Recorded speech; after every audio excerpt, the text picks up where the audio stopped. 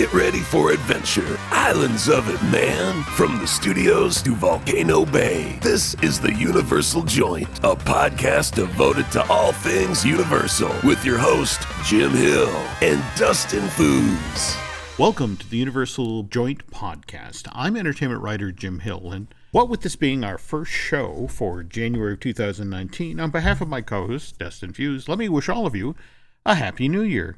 How exactly did you and Jill ring in 2019, Dustin? I think we did what most people did and avoided going out into the craziness, and I think we just played board games. So, can't go wrong with the new way of ringing in the New Year's. I have to admit, it's probably not good to admit this on a Universal podcast, but Nancy and I were home. It was awful weather that night. In fact, anybody who watched the stuff that was going on in Times Square knew that. I kind of felt bad because they had been talking previously during the day of how they'd be dropping 3,000 pounds of confetti on everyone in Times Square. And it's just sort of, all I could think of is, okay, so you throw it out in the rain. So that's basically 3,000 pounds of paper mache. Nothing like, bringing in the new year with a head injury. But about 15 or 20 minutes before the actual physical ball drop in Times Square, the weather got so bad here that we lost satellite signal. Oh, wow. But Nancy was clever enough that the Disney parks were streaming the fireworks and then the countdown to New Year live. So she pulled out her tablet and streamed it to our television. And so it was kind of bizarre, to sit there and watch what was going on in Orlando. Have you done New York for New Year's Eve? I have done Macy's, the Thanksgiving Day Parade, there in the city 3 times. And every time I sort of think about doing New Year's Eve, since 9/11, they now do this thing where they basically put you in a corral for 10 to 12 hours. And I have a nearly 60-year-old bladder, so that's just not going to work. And I think you and I are very similar because, one of the things that everyone asks is, well, are you going to go and do Disney or Universal for New Year's Eve? And back in 2008, I worked at Epcot. My first day was December the 3rd. So I remember vividly this image of bringing in the new year with 40 or 50,000 people during the rain. And everyone's trying to find, cover because they didn't bring rain jackets or umbrellas. And I look at this type of thing and it's great on screen. So if you can watch a stream, that's perfect. But I think it's a one and done unless you have some great reservations, which we talked about on our last show at Universal, that they did a lot of stuff this year. But I think I'm in the same boat as you. Looking at a tablet or a screen is perfect enough. In the 1990s, in the first decade that Universal Studios Florida was open, I do recall that I did spend one New Year's Eve in the park. And they actually attempted to do sort of a classic Times Square kind of a thing. You got party hats, you got noisemakers, you got things you could twirl around to make noise. But again, it was back in the days when Universal was still sort of kind of getting its act together.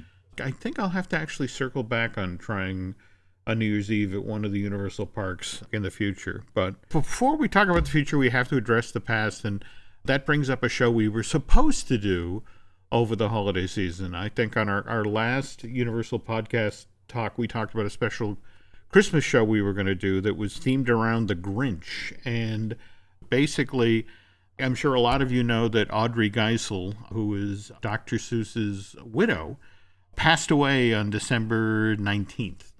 She was 95 years old, and she died in her home in La Jolla, California. But out of respect to Audrey, and she factors pretty heavily into the show that we had written about the Grinch, I felt it was right to postpone the show till we got on the other side of her funeral memorial service. In fact, I've been reaching out on a regular basis to Dr. Seuss Enterprises. That's the company that Audrey set up after her husband passed in 1991.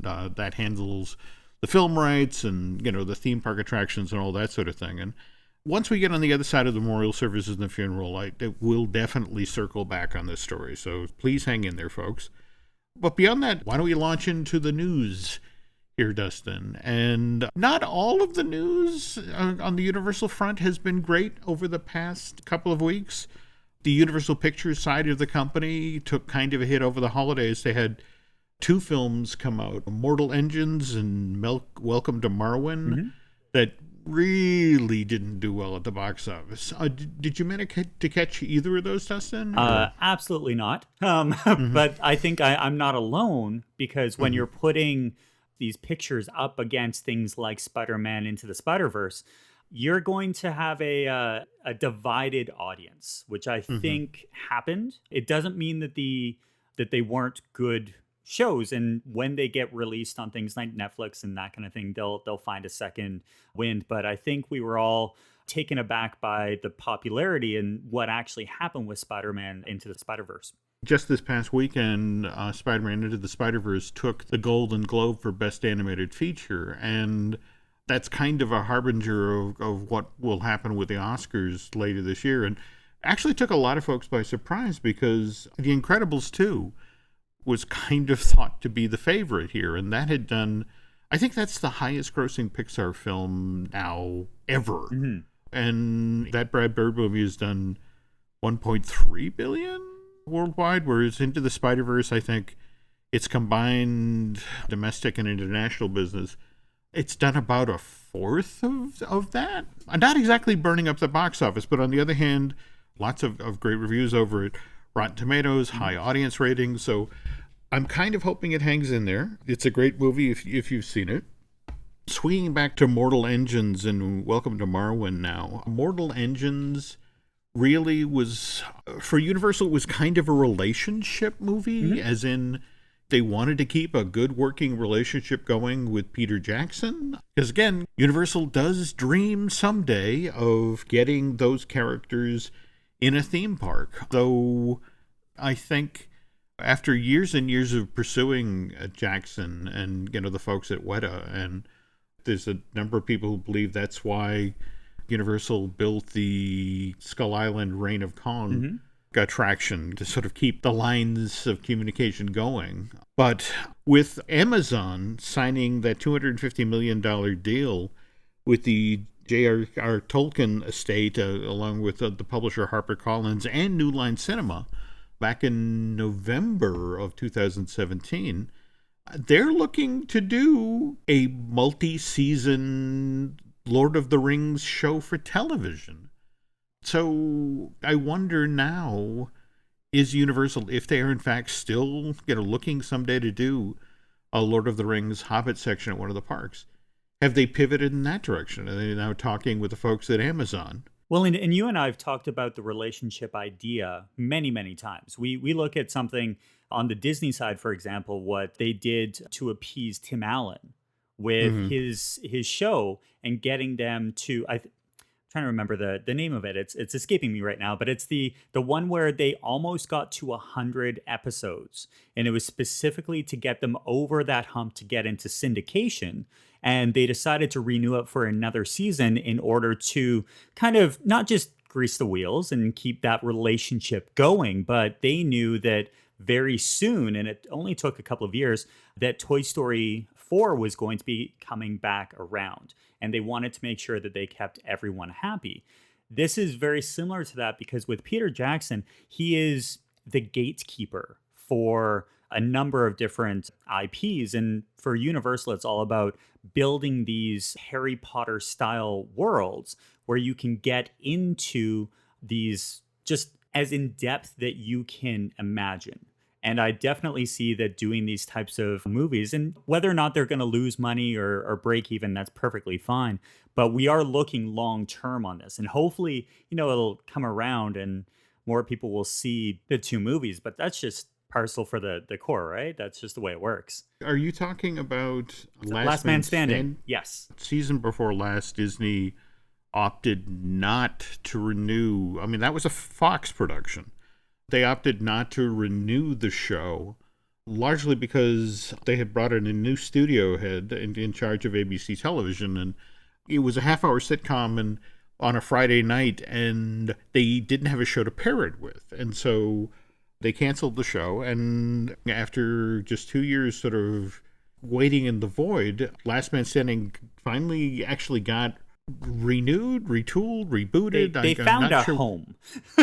It's now at Fox. It's back on Friday nights. It's doing great numbers. And to then further muddy the water here, of course, Disney is buying Fox, both its film library and its television production facility. And so Tim's kind of back under the Disney umbrella, and oddly enough, with a hit show at Fox. So the very fact that Disney canceled a show that was doing gangbusters on ABC on Friday nights, largely because it was like, we don't have anything to pair it with, and let's shut it down. But, we've been following the whole Universal Fantastic Worlds project, the new park that's being built up by the Orange County Convention Center. And just over the past couple of months, we've been able to talk about the site prep, the roads going into the site, the size of the parking lot.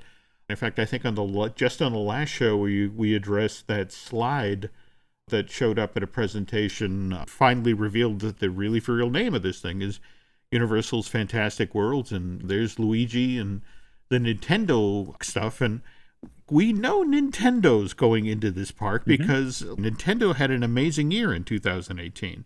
They had their brand new Super Smash Brothers Ultimate game came out, and it's supposedly one of the most popular games of 2018.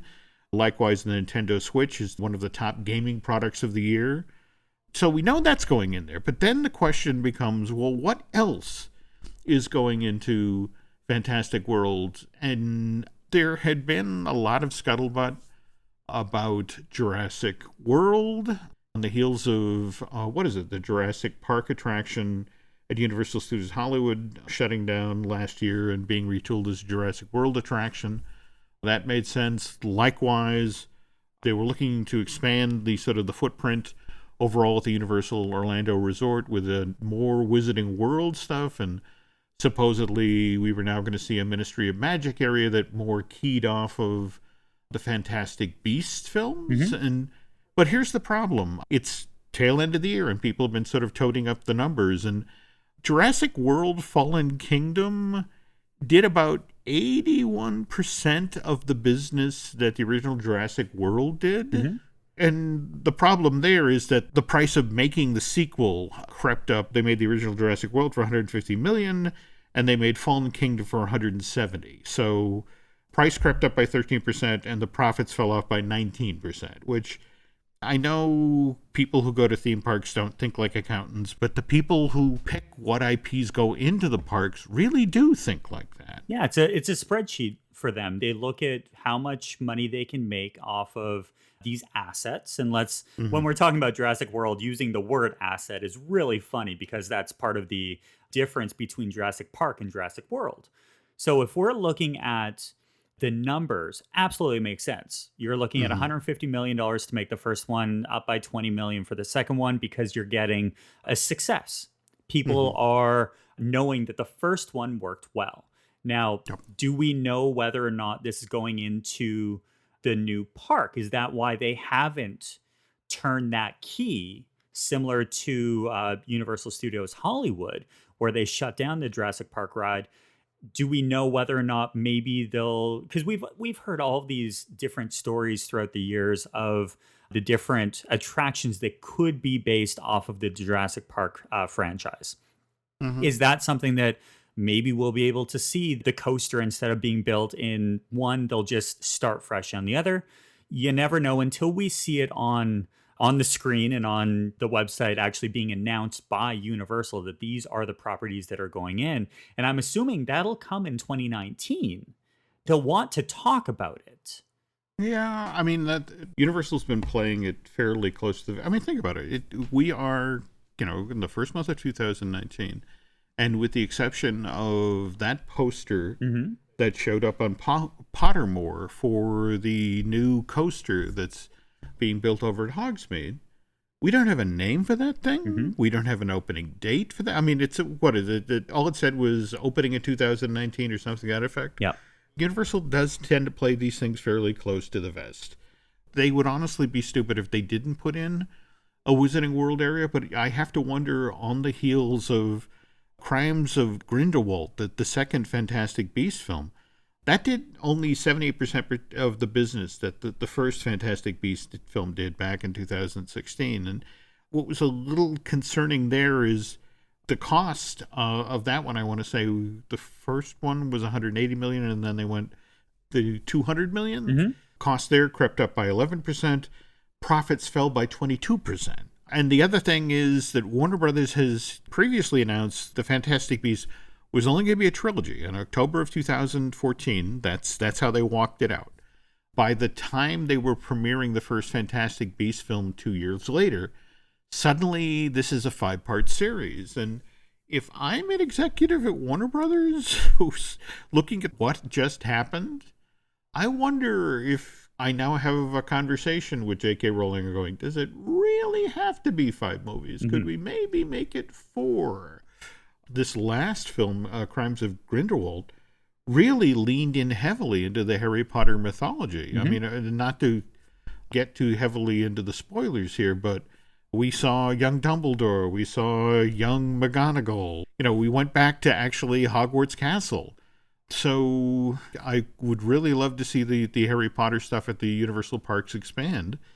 I was talking with somebody with the Universal Hollywood Park and brought up the very thing you were just asking about, Dustin, about why is it that Hollywood got Jurassic World attraction, the change out from Jurassic Park to Jurassic World, whereas the Orlando Park didn't. And it was like, we draw mostly Southern California locals, so we needed a brand new big thrill ride for the summer of 2019. Yeah. Whereas Universal Florida, it's more of a situation where you have to do kind of a balancing act between making sure that there are things there that do appeal to the locals. That's really what Halloween Horror Nights are about and that sort of stuff. But at the same time, people plan a family vacation, get on a plane, and fly down to Orlando. Yeah. So you have to appeal to both domestic travelers and international.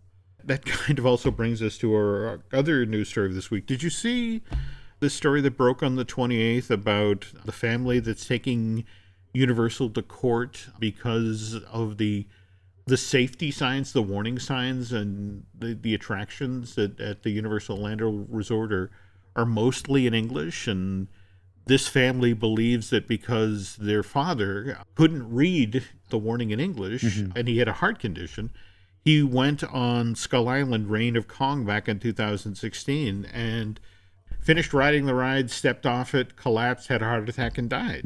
It was one of those stories, and I think the first thing to say, obviously, heart goes out to the family, and they're going through that process of within 2 years of this thing happening, they need to get answers. And completely understandable. You want to find out a reason why. And the legal side of it is you have 2 different methods of what's going on within the Universal parks, within theme parks in general. You have situations that people don't know what they're getting into before they ride it. You can say that it's a high-speed roller coaster type experience, but until you get on the Mummy, you don't know what it is. So a lot of these international folks are spending hard-earned money traveling across the world to come and see an international theme park. And the signs have English. They also have the symbols. But even at that point, there are times when you're looking at these folks going on to this ride, there's 2 or 3 spots within the queue that it's talking about, if you have these issues, don't ride this ride. And you can only put up so many signs and have so many audio cues saying, if you have these issues, please do not ride. I remember talking with an Imagineer who was working on the Shanghai park, and he was talking about the lessons they applied from Hong Kong to Shanghai. And if you think about Hong Kong and the number of different languages that people in that area speak, and they were talking about all the little grandma and grandpas that would follow along in the wake of their families going to Hong Kong Disneyland that would wind up getting online for Space Mountain because there was nothing outside of that ride that indicated that it was an indoor roller coaster. They had just gone from like Small World and Mickey's Filler Magic, and it's like, okay, it's some sort of theater show, and I get in a thing, and oh, it's a ride. And only once they get past the load unload do they discover that it's a roller coaster, and they have to deal with all these agitated old people as they got to the load unload area. And in fact, the Imagineer who worked on the Tron light cycle coaster basically said, this is why the Tron light cycle rolls through the entire section of Tomorrowland. As you are walking up to that attraction, you can't help but see like, ooh, that's a roller coaster.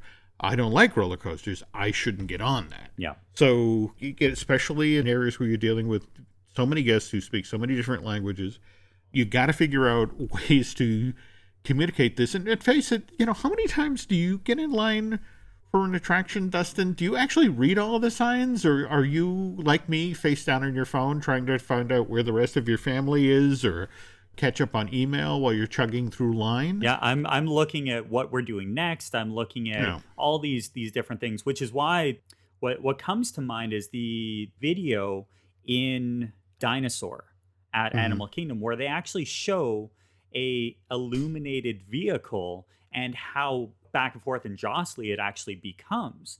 And I think you see that at Space Mountain, and you see that across Disney property.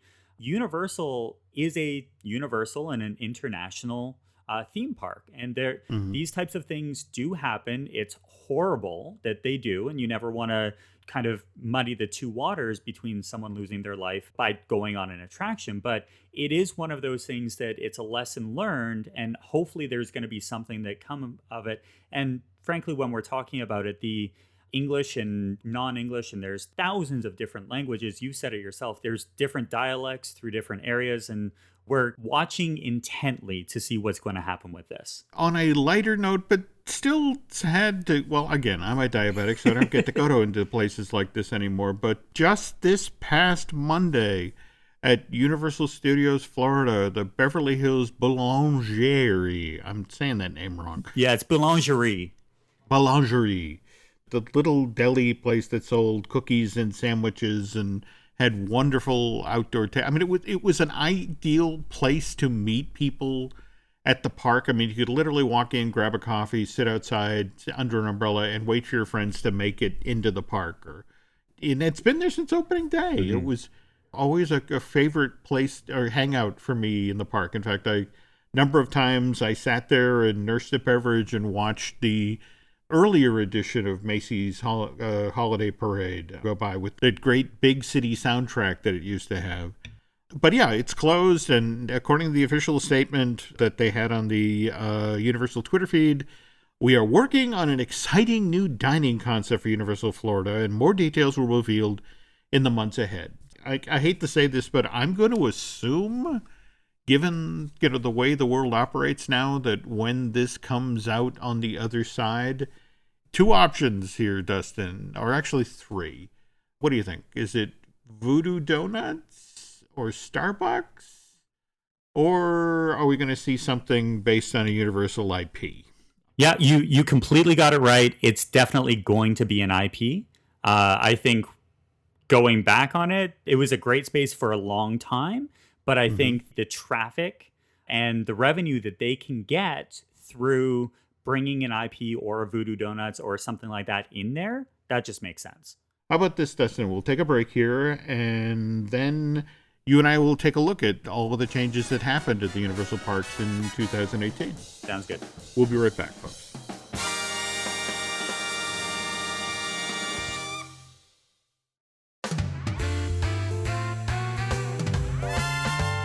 And we're back. And as far as I'm concerned, 2018, at least for the Universal Parks, the interesting stuff began overseas at the Osaka Park. Are you familiar with this Universal Cool thing that they do every year over there? To be honest, no. But I think the nice thing with the number of theme parks around the world is that they try new innovative things. So as soon as I saw this pop up, you flipped me through the news article, I went over and I'm like, oh, I want that. I want that now. Well, you see, this came on my radar in 2016. The Universal Cool Japan is sort of this temporary festival / attraction thing that they do at the Universal Studios Japan Park. And the reason it came on my radar is in 2016, they did a Shin Godzilla attraction. So and cool. it was just basically Godzilla rising up out of the harbor and going and attacking Universal Studios Japan. In fact, you could buy a souvenir keychain of this, but it was Godzilla with the Universal globe hanging out of his mouth. And it's like, I have waited for 2 years now, figuring that somebody somewhere must have videoed this somehow, or the film would leak. And I just want to see Godzilla tear up a theme park. And it has not shown. On the other hand, the 2018 version featured a celebration of Sailor Moon. And this temporary attraction, again, this was only supposed to run from January 19th through June 24th of last year, but it was so hugely popular. The Sailor Moon thing actually ended up getting extended through September 30th of last year over at that park. And speaking of popular stuff, we had our fourth Harry Potter run at Universal Studios Florida from January 26th to the 28th. Have you ever managed to get down for any of those? Or I'm usually the one who's organizing other folks going down to get photos for me. So I look at what they've done in the past, and this year was by far and away one of the coolest. I think as the years go on, the team members who are in charge of the guests and in charge of the merchandise, they just continue to up their game. Now, we don't know what's going to happen next year. Give it time. But I think for this year, the big thing that popped up in my eyes was the fact that they were able to debut the nighttime lights at Hogwarts Castle. And they got to do that 3 days before the general public got to see it. I'm glad you pointed that out, because initially that confused me to see that the nighttime lights at Hogwarts opened on the 31st and the event wrapped on the 28th. It was like, wait a minute. When did that happen? So what, did they get to see it the first night? I believe they got to see it on the last night, which we've seen actually twice this year with the Halloween Horror Nights event wrapping, and then they did the Stranger Things a couple days after. The Harry Potter event is so huge that they wanted to showcase something special. And you and I have both seen the Nighttime Lights show from different aspects. I was there with Jill, and we were right next to the snowman. So when you're in front of the castle, you just head over a little bit. That's the perfect angle. It's right kitty corner to Butterbeer, so you can't go wrong with the location. But when we saw this, it was mind-blowing.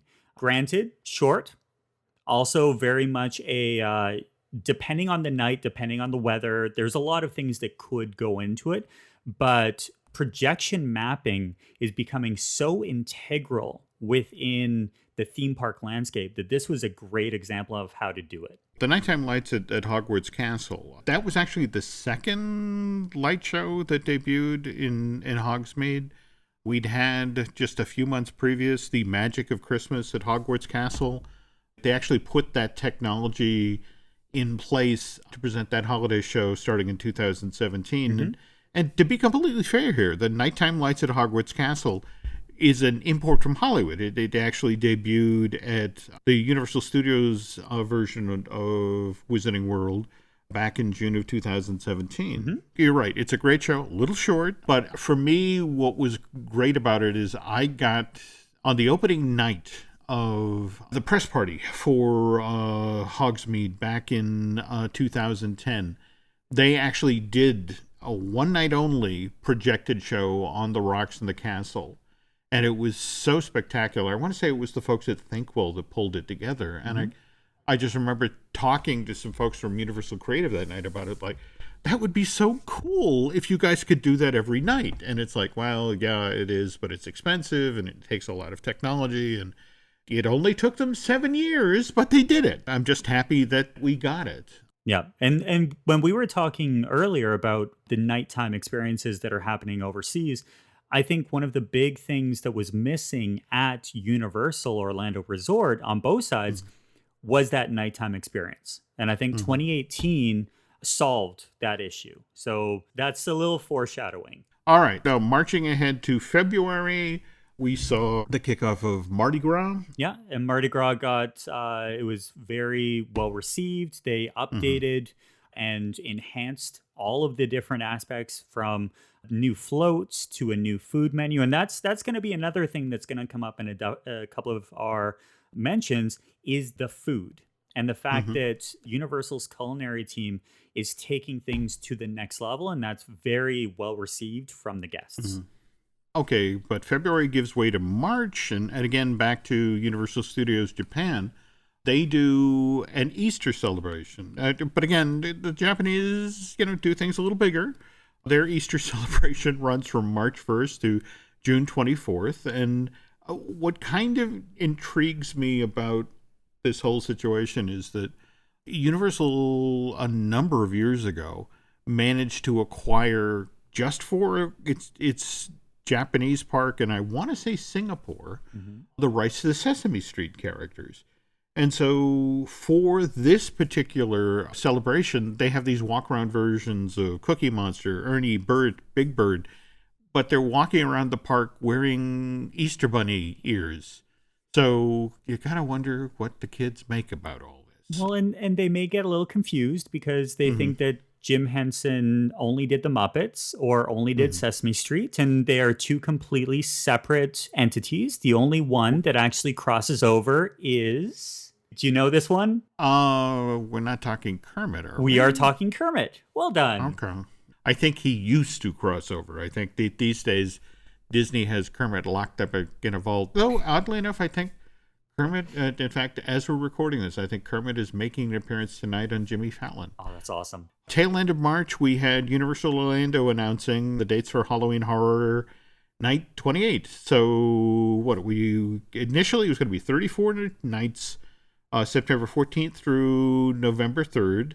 Same number of nights as the 2017 edition. Same number of houses and mazes, right? It was only going to be 9 houses initially. Yep, that sounds good. It looks like March 29th had a great, forecast into what was exactly going to happen. Given that we were talking about the Universal Studios Japan, on March 9th, we had the animation studio store open on the upper lot at Universal Studios Hollywood.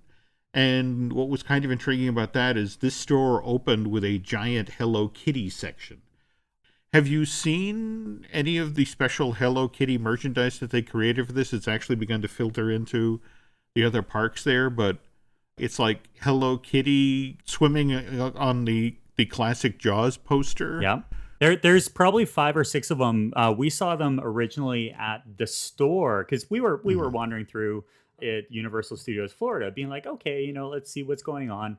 And we walked through and we're like, these are hilarious. Absolutely hilarious. They did some nice work there.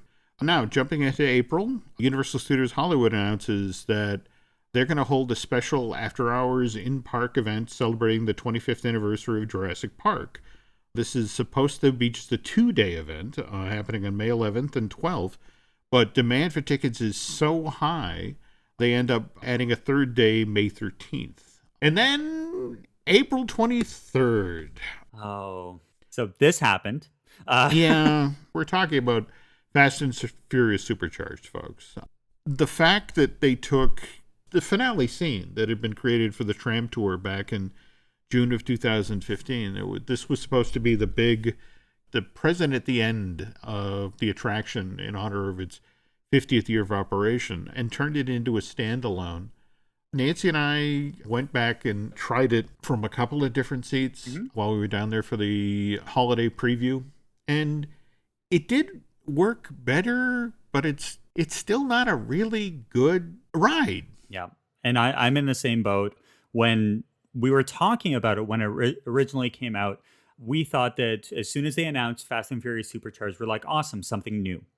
But I think that they had gone to the well one too many times with the video screens, especially, knowing that the year before we had Jimmy Fallon open up to lukewarm, but still that's a really good attraction because it's something different. The fact that Fast and Furious is on the tram tour and it's the exact same film. There's a couple changes just with regards to the way that they presented the queue and that kind of thing. But I think my big issue was what they had taken out to put that in, because it's a huge footprint. and you saw the demise of Disaster, which, let's be honest, that needed a Disaster revamp. closed September 8th, 2015, and then we lost Beetlejuice. That shut down in January of 2016. Yeah. So you're right. The fact that we lost those two, that was one of those things. But I think you completely hit it nail on the head when you're going back a couple of times, like after the initial opening. You want to give it another shot, see what happens. For me, it was something that just kind of missed. Doesn't mean that you're not going to go and experience it, but it wasn't the big hoopla that they were promoting, which was actually one of the reasons why it opened before the media preview, right? Yeah.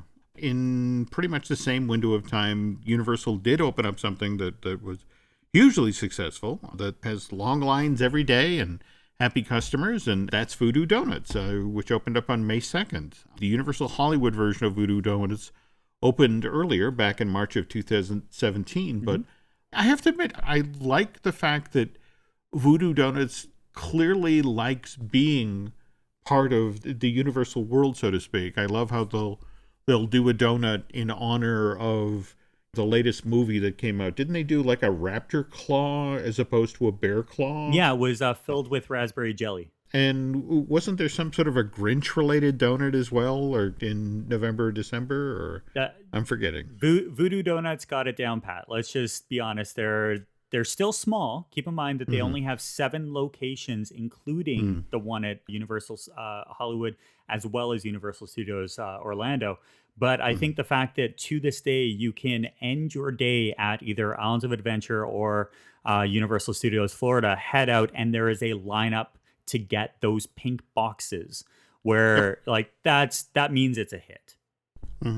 Getting back to what else happened in May of last year, May 10th, we had Universal Studios Hollywood announce they'd be closing their Jurassic Park ride on the lower lot. In fact, they let people know months ahead of time that September 3rd, and that it would be retooled, retuned, rethemed as a Jurassic World attraction, which would open in 2019. And what was really cool is a week later, Universal Studios Japan, we saw the launch of Universal Spectacle Night Parade, Best of Hollywood. But honestly, folks, if you have not seen this parade yet, go to YouTube now and take a look at this thing. You're going to feel bad after you watch this, especially if you're a stateside Universal fan, because you're like, why isn't this parade here? It's only built around 4 IPs. It's built around Jurassic Park, Harry Potter, Transformer, and Minions, but it is honestly the most ambitious, crazy parade I've ever seen. It combines projection mapping. Each of the parade units, as they move past some of the major structures in the building, will suddenly have these video components that will go up on the wall that enhance the story that's being told. But they also do things like on the Harry Potter float, you have students studying and suddenly Death Eaters appear, and there's this full-on battle with wizards and wands flailing and people disappearing right in front of your eyes. And or for example, the Jurassic Park unit, you watch these full-size dinosaurs on floats, these raptors and that sort of thing, and as the float is going down the street, the fence on the float fails, and the dinosaurs come down off the floats and menace the people along the parade route, and the cast members who are working the parade have to get the dinosaurs back up on the floats. It is the craziest stuff. So out there, so well designed. My big question is, why don't we have something like this stateside? Absolutely. When I saw it, I'm like, okay, I want that. That was as straightforward as you can. You flipped me the link and just said, watch this. Yeah. And that's a huge compliment to the folks who looked after it, but absolutely 100%, we need this. Yeah. To counter this, all right, so they get this giant parade, and on June 4th, we get Blue. Well, I mean, as in we get Blue the Raptor, who joins the Raptor Encounter at both Universal Studios Hollywood. They do the thing on the lower lot, and we get the one over on Islands of Adventure, right? Yeah, we get the one that is probably going to be moving but hasn't yet, but we'll see what will happen. But Blue was a good way to promote the fact that the Jurassic World Fallen Kingdom was coming out 2 weeks later. Mm-hmm. In the classic Universal sense, since they announced in March what the dates were going to be for Halloween Horror Nights, we now start to get breadcrumb the various houses that are being built for the 20th edition of Halloween Horror Nights. But it's on June 12th that Universal goes, hey, wait a minute, we've decided instead of having 9 houses, we're going to have 10 houses. And I will tell you from my conversation with Mike Aiello, that was not, I mean, that was both wow, that's cool, and oh my God, now we have to do all of this additional work to rush to get this 10th house up and running in time for the opening, which was, September 14th? Yeah. That was a little scary, but that was sort of the first clue that this was going to be a different year for the Universal Halloween Horror Night, at least in Orlando. Now, meanwhile, out in Hollywood, just a few days after they make that announcement, we have the opening of the DreamWorks Theater with their new Kung Fu Panda 3D movie, right? Yeah, so when the theater opened up, and you were talking about it on our last show, that in the opening, the pre-show, they're actually talking. They have the characters from DreamWorks talking about, whose show is this? Mm-hmm. And that's a really great sign that it's going to showcase various DreamWorks portfolios and movies, that it's not just going to be Kung Fu Panda. They're going to play it up, which in my opinion is exactly the way that I thought that the Shrek 4D was going to happen at our parks in Orlando. Mm-hmm. But when we're looking at it, it was built to house all these characters, and that's huge for me. Oh, I agree. Those folks who've experienced Kung Fu Panda Emperor's Quest, between the moving seats, and we've had the moving seats in Shrek 4D, but between the sort of extendo screen and the advancements that have been made in moving seats and that sort of thing, it's a wonderful facility. It'll be, as you said, it'll be interesting to see new show films go in there, celebrating other characters. And speaking of new attractions going in, again, back to Universal Studios Japan, they have a section of their park over there that's called Minions Park, this area that celebrates the Despicable Me Minions IP. And they got a spinner right. They got a Minions Freeze Ray Slider attraction. And I can't help but think we have that wonderful sort of expanded version of the Despicable Me attraction out in California, with its 2 theaters and the wonderful sort of post-show Super Happy Fun Land section. And it was just sort of like, this would be a cool addition. I'm kind of hoping as they continue to expand that area. In fact, July 1st of last year, the Globe Theater at Universal Studios Hollywood was closed, and they began demolishing that. That's being transformed into a Secret Life of Pets ride. Is that correct? Exactly. I'm just wondering that if they do commit to, if you think about it, you've got brand new Illuminations themed attraction going in across the street. You've got the, Despicable Me Minion Mayhem attraction across the way, along with the Super Happy Funland. It would be great to see them sort of double down and bring this over from Japan. Mm-hmm. Absolutely. At Universal Studios Florida, the Day with Curious George, the ball play, water play interactive area that's over between Barney and E.T., it's had a target on its back for the better part of 5 years now. In fact, that there was at least one iteration of the Nintendo plan that basically built right on top of this thing. So it just sort of surprises me that here's Japan on January 26th. They opened a brand new Playing with Curious George 3D theater show. Did we miss something? Was there a new Curious George movie that only, was released in Japan? Because I don't know. I don't know what to tell you. I mean, let's face it, if there was, it was blotted out by Jurassic World Fallen Kingdom, which opened on June 22nd. 4th highest grossing film domestically, behind Infinity Wars, Black Panther, and Incredibles this past year. So not really a surprise that that's powering, a lot of stuff that they're considering adding to the Universal parks going forward. Mm-hmm. But in this same sort of window of time, we had something taken away. July 6th, we lost Emeralds. Yep, one of the original components of the nighttime entertainment district known as City Walk To this day, we still don't. Like, the construction walls are up. There's work going on. We know what's going on, but we are still awaiting, at least a hiring fair. That's all I'm looking for. I want to see the jobs posted, and then you could be like, okay, this is what's happening. So give it some time. The smart money's still on big fire. Still there. Absolutely. Okay. And when we were looking at Emeralds, the fact that it's in such a prominent location, it makes sense that when they closed it, there was something big that was going to happen there. Now, we didn't expect it would be closed for so long without something being announced, but that's just the way that some of these things work. Again, this is the nature of theme parks. Things change. You change out restaurants, or you change out things like lockers, which on July 9th we had brand new lockers go into Revenge of the Mummy, and you were the one who brought this to my attention, because this was actually significant, right? So this is on social media known as Lockergate.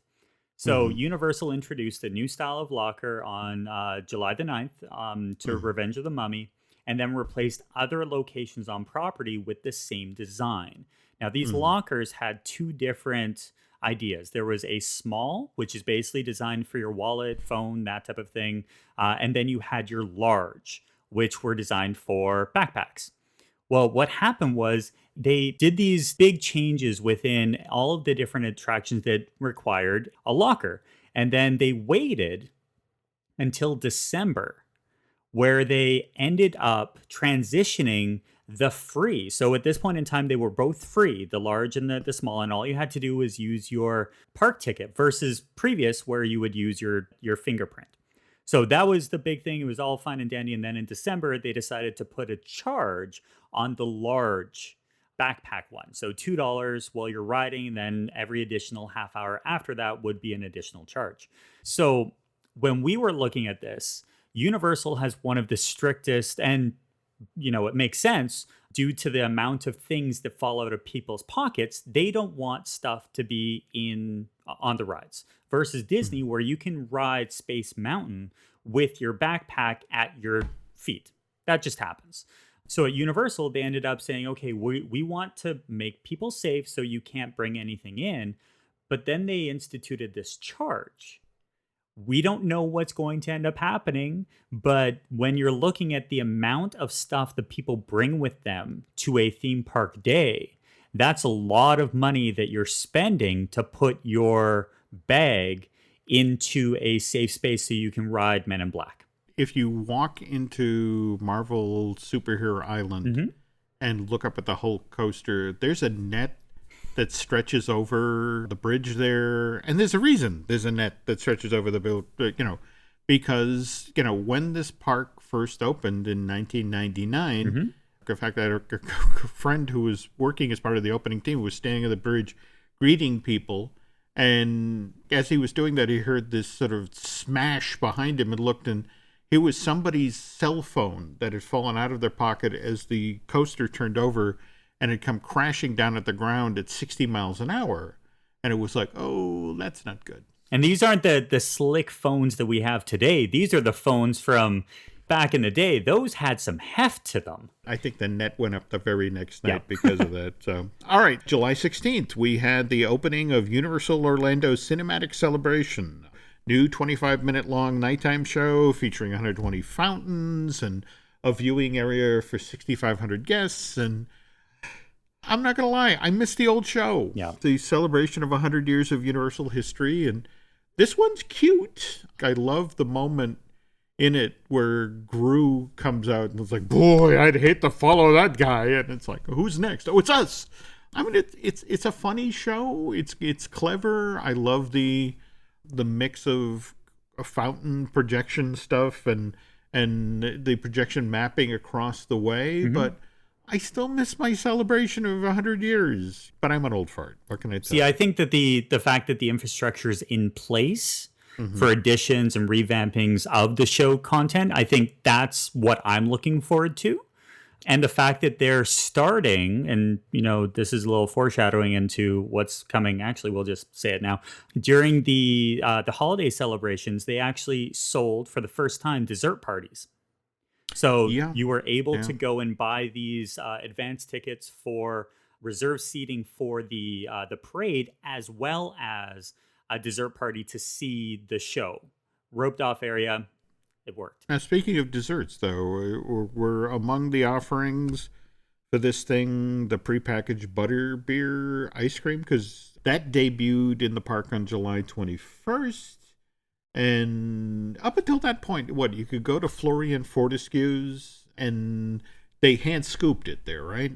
This butterbeer was prepackaged, right? The butterbeer ice cream. So that made it available now for purchase over in Hogsmeade, right? Yeah, and the fact that it was not soft serve, that was the big distinction, because that just added another butterbeer thing. And when we talked about it in the summertime, there were, I can't remember how many million, it was 20 million butterbeer that they had sold since the park opened. The fact that they're now doing another style of butterbeer makes me hopeful that they're going to come out with that next one in 2019. We don't need another flavor of crack. Thank you. And now we jump to August. In August, we saw the opening of the next Universal Orlando hotel. We saw the Aventura, 17 stories tall, 600 rooms, Spanish-influenced design. When I stayed there, I didn't feel I was hip enough to stay there. It's just a very slick hotel. I mean, wonderful design and weird-shaped rooms because of the whole fidget the fidget spinner shaped building. You and Jill got to check that out while you were down there last, didn't you? Or when you're looking at a new hotel, just like over at Disney, a new resort is a new style. And I think what the Aventura brought to the table is another style. And when you were talking with Len about it, I think you were talking about the millennial style, where you rate the room based on how many USB ports there are and how many charging stations there are. I look at that as just another option, and going forward into the Universal Orlando Resort expanding, the Aventura is going to find its place within the repertoire, and people are going to really love it, or they're going to be like yourself and be like, where's my bed? That's all I want. August 21st, Universal Orlando put out the word that due to popular demand, they were going to add 2 additional nights to the schedule for this year's Halloween Horror Nights. And I guess this is the first time they've sold Tuesdays in September. And so, the Tuesday, September 19th and Tuesday, September 26th, they made into nights that they were presenting Halloween Horror on. And I have to tell you, having been there on opening night, the 14th, when it was 1,200% humidity and 85 degrees at like 10 o'clock at night, nothing says Halloween like a bag full of melted candy. The world was there. I mean, it was body to body on opening night because people wanted to experience these now 10 different houses. But of course, before we could get to Halloween Horror Nights starting on the 14th, we had to first get past Rock the Universe, which we had that on September 7th and 8th. Yep. And just this year, Disney decided it was getting out of the Christian music festival business. They announced back in May, after a 34-year run at the Walt Disney World Resort, Night of Joy, they weren't going to hold it anymore. Yeah. That kind of shook a lot of people, or surprised a lot of people. And speaking of surprising a lot of people, what happened on the 7th also surprised a lot of people. Do you want to talk about that? Or? Yeah, so the quote is, Universal Orlando Resort is working on exciting new experiences for guests to continue to celebrate the Wizarding World of Harry Potter, or Wizarding World, next year. So that means there's something coming. There's something coming, but that means that we're going to be getting rid of something. So further to the quote, these include an all-new thrill ride coming to the Wizarding World of Harry Potter, Hogsmeade, and an additional fan experiences that have yet to be announced. While our focus on these fan experiences mean that we will not be hosting a celebration of Harry Potter in 2019, we and other Universal theme parks will always be looking for opportunities to host special Wizarding World experiences. As soon as this came out, everyone was shocked, but it didn't really shock you and me, did it? We just had the Harry Potter movies switch over to TBS, TNT, Sci-Fi. And, how much of the bumpers and the promotion for these things were actually shot at the celebration of Harry Potter at the Universal Park. So I was kind of surprised, given that they had made that move, that they were shutting this down. The reason why I wasn't shocked was because it had become so popular.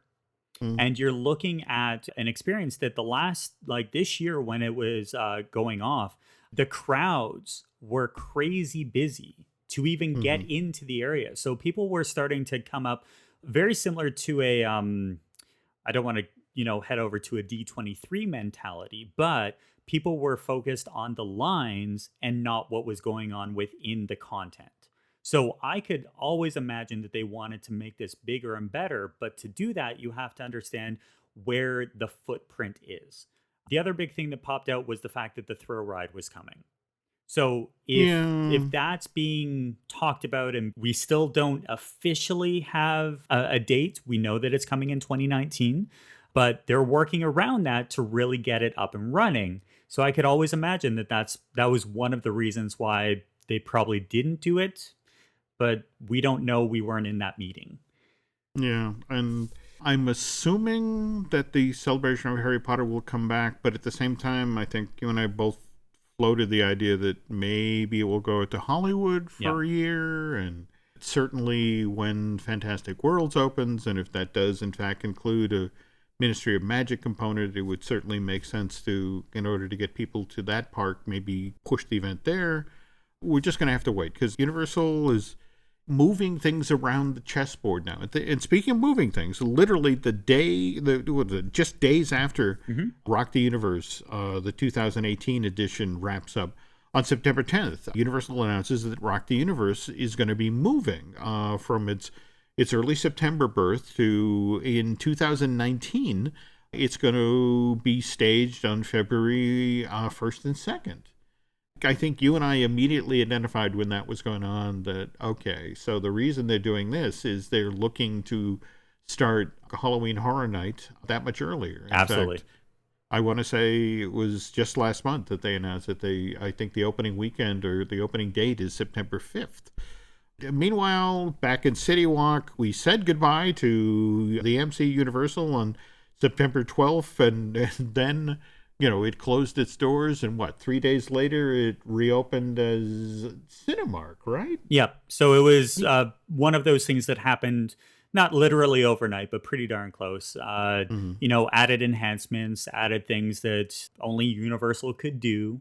But when you're looking at it, it was something that was coming. You could see it coming, but it was also, just another domino to fall in City Walk. September 15th.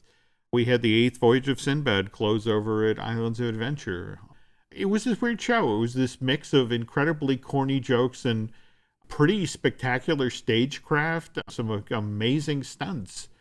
But also, in today's theme park world, it wasn't tied to an IP. It wasn't tied to a Sinbad movie. It wasn't tied, for example, to the Sinbad film that DreamWorks did back in 2002, I want to say. And of course, now everyone is sort of eyeballing that space and it being just down the hill from the Wizarding World of Harry Potter, Hogsmeade, and the Hogwarts Express station. So everyone's waiting for the Harry Potter-themed attraction that's going to occupy the spot there. And speaking of Harry Potter, on October 1st, we had Pottermore, the website that J.K. Rowling set up for Potter fans who just can't get enough of Potter's-related stuff. They're the ones who leaked the first art for our brand new coaster, right? Yeah, and I believe it was not our last show. I think it was number 8. We actually talked about the hidden gems within the poster and talking about where things were going to be going. And since then, we have seen, shovels to the ground and just so much construction going on over there that it was awesome to see this first piece of art, but very similar to what we were talking about earlier, where it's like, it's not happening, but there it is. So there you go. And just to remind folks, again, the phrase on the poster says, a magical new adventure is coming in 2019. Again, doesn't mention when in 2019, but it's worth noting that if you know your creatures from Potter, you're looking at Cornish pixies. So somewhere in this experience, you're going to be dealing with some Cornish pixies. See, I think one of the things that really hit me was that when they were talking about this and seeing this, I think I was hit with what is it? Obliviate spell. I think Universal PR flipped it through my email and was like, "No, you did not see this." There we go. So moving to further into October here, Halloween Horror Nights is doing gangbusters business. So much so that in addition to the 2 nights that got announced in August, that adding extending the run from 34 nights to 36 nights. On the 17th, they announced that we're going to add one more night to the run of Halloween Horror Nights 28. So again, it's a Tuesday, October 30th, and raising this year's total number of nights to 37. That's an all-time high for this event. And getting back to Harry Potter now, I don't think I saw this the last time I was at the park, the Globus Monday store. This is in Diagon Alley. What is this? Yeah, Dustin? so this is a store. It's located in Carkit Market.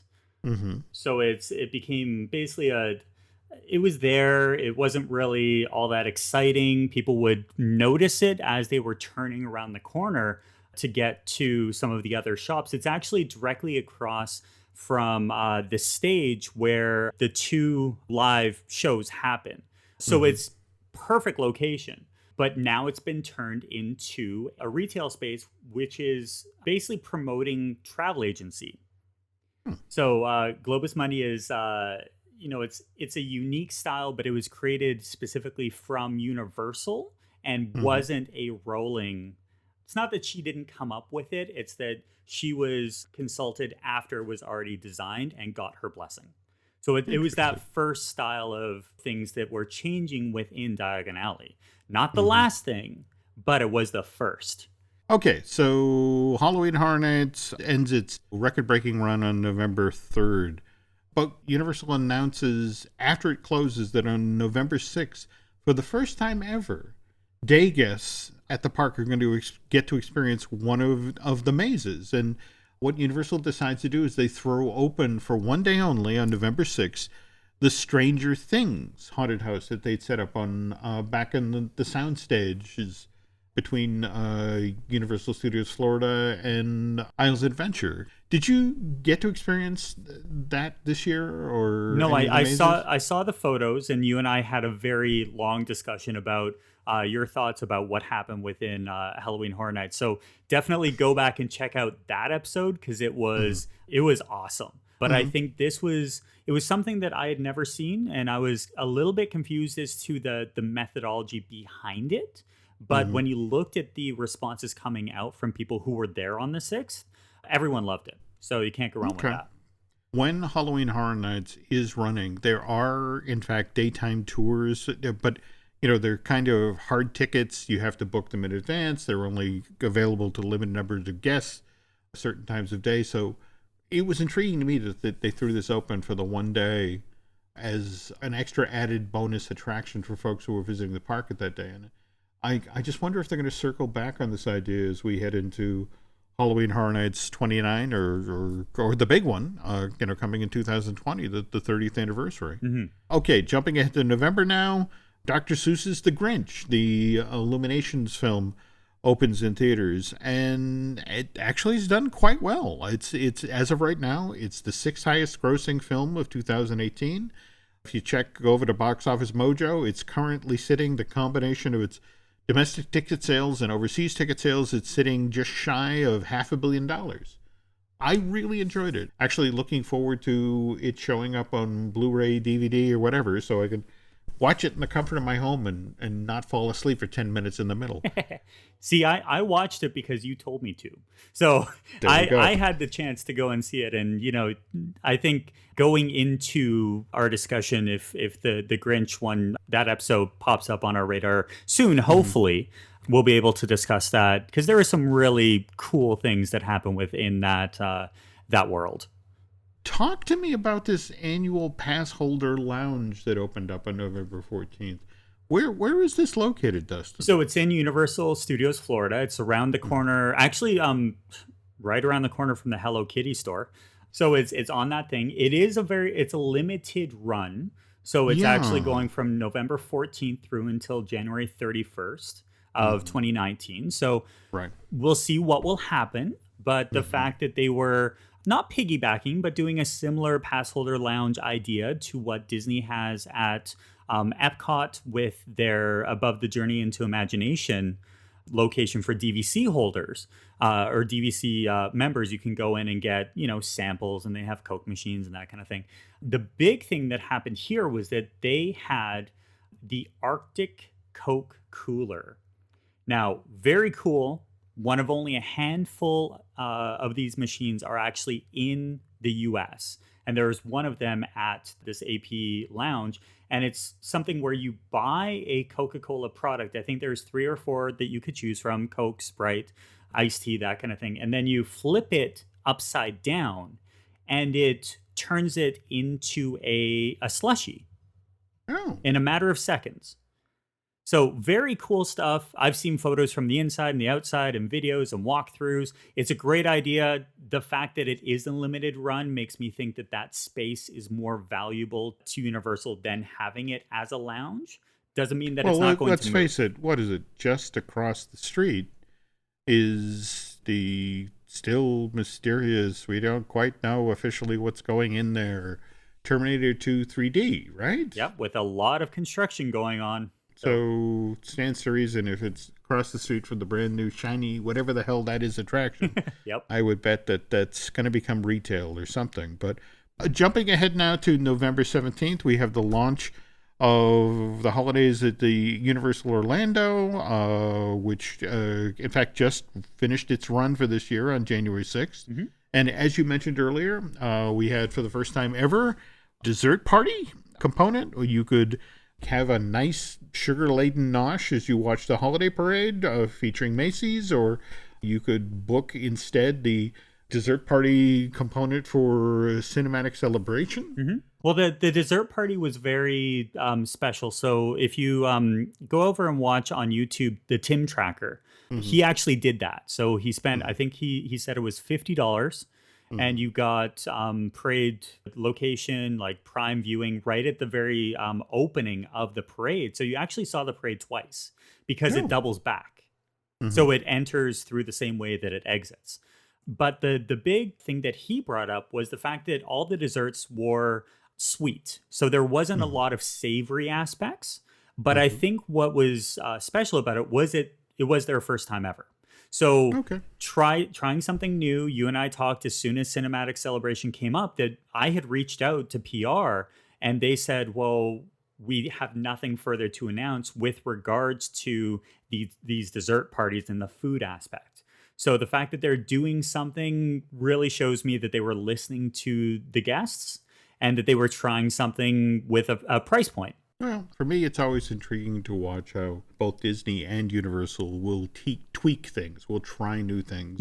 And speaking of which, we have our Grinchmas Holiday Spectacular, which over the years has gone from being a show that was literally presented in the streets over at Seuss's Landing. You had to come back 3 different times during the day to get the full show, to they did it outside in like a little alcove area where people had to stand up to watch the show, they eventually moved it indoors to a soundstage with full sets and lighting and seats for the audience. And once again, they tweaked the show this year, and it was kind of intriguing. They changed the set just a little bit.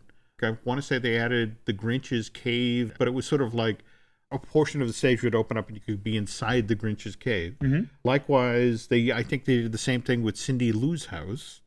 But the thing that caught a lot of people's attention was they changed the Grinch's costume. They did. They took the outfit that the Grinch had been wearing since 2000 in the parks, and that was obviously based on the Jim Carrey, Ron Howard live action version. And they shifted it more over to, it looked much more like the way the Grinch was dressed in both the 1966 holiday special as well as, again, the Illuminations movie. And, there's a lot of folks who were wondering, on the heels of the success of the Illuminations movie, are they going to, we're going to see further retooling of the show? to more reflect the kind of more sincere version of the Grinch as opposed to the funny, obnoxious version that Jim Carrey popularized. And beyond that, I was asking a friend who works in sort of the holiday decorations department at Islands about last year was the first year that they really did the decorating for the holidays at the Wizarding World. And it's like, okay, so what's new for this year? And he says, go to Seuss's Landing and look at our 2 brand new trees. The ones that were, the crazy LED, these amazing trees that you could change color, could change pattern, that sort of thing. And it's just sort of like, watch the space, because if these get the reaction we hope, look for these to come back in a much bigger way in 2019 or 2020. Well, and the trees actually go back to something that I shared with you a little while ago, was the Guinness record that was broken over in Universal Studios Japan for the world's, it's the most lights on a artificial Christmas tree. And this, when they put this out there, so it's actually the second time that Universal Studios Japan has held this record. So this one tree has 580,806 lights. Absolutely breathtaking when you look at it. It makes me just shiver thinking about the electricity bill, but that's me. I think the fact that these types of things are showing up within Universal Parks worldwide just means that there are creative folks within the company that really like to make these points out there, and they're trying something new. So when I saw that, absolutely brilliant.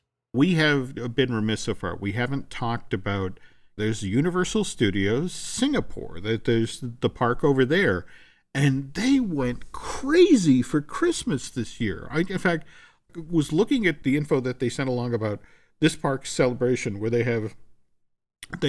year they had the biggest Christmas parade in the history of Universal Studios Singapore. They had Santa's Snowy Sleigh Ride, which is this colorful parade featuring 50 characters, including elves, toys, soldiers, and Santa himself. At night, they do this, what they call Santa's Christmas Light Up Party, which is this light show that features projection mapping and, magical snowfall, which, of course, all of us know who've been to theme parks means soap suds, as well as characters like the Minions, again, our Sesame Street friends, and Shrek and Fiona. There's a stage show that's called Presentation Day, because, again, this is a part of the world that maybe doesn't know Christmas quite as well as the rest of us. But it features the heartwarming story of Evie Evergreen, a toy maker elf determined to bring back the true meaning to Christmas in today's gadget-crazy world. But the end part, and this is why we have to go to this park at some time, Dustin, they take sort of their Hollywood Boulevard section of the park and change it into a Universal Elf Town, a Universal Christmas. The whole street is decorated with bowers and oversized toys and that sort of thing. And the interesting thing is they even do a street show where instead of Grinchmas over there, you get Oscar's Grouchmas, where you learn the story of how Oscar the Grouch discovered the joys of Christmas. Aww. And it's just sort of like, we got to go. We got to go check this place out. We were just talking about holiday decorations at the Wizarding World, and I think the last thing that you found for your list for 2018 is the Owl Post store? Yeah, so this, once again, in Diagon Alley, when I saw this come up, I was just like, just take my money. It was one of those types of stores. So it's basically designed to wrap all your purchases from the Wizarding World of Harry Potter and send it back home. So they have 3 different levels of packaging, and there's, basically the entire point of this, similar to, mailing a letter from Main Street USA at Disney, is to get that stamp.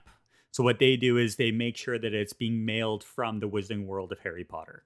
Just another way that Universal is basically set up to drain my bank account. And I'm cool with it because the quality, just if you go and do a simple Google search on photos and videos of people doing this, there is a lineup and it's worth it. We really should wrap things up. I think this is the longest Universal joint show we've ever done. Given when we went through all 10, haunted houses of Halloween Horror Night, 2018. That's saying something. On behalf of Dustin and myself, thanks for listening tonight, and we'll be back with another show shortly. So hang in there, folks. It's been groovy having you hang with us for the Universal Joint. Tune in again for this and other great podcasts found on the Jim Hill Media Network.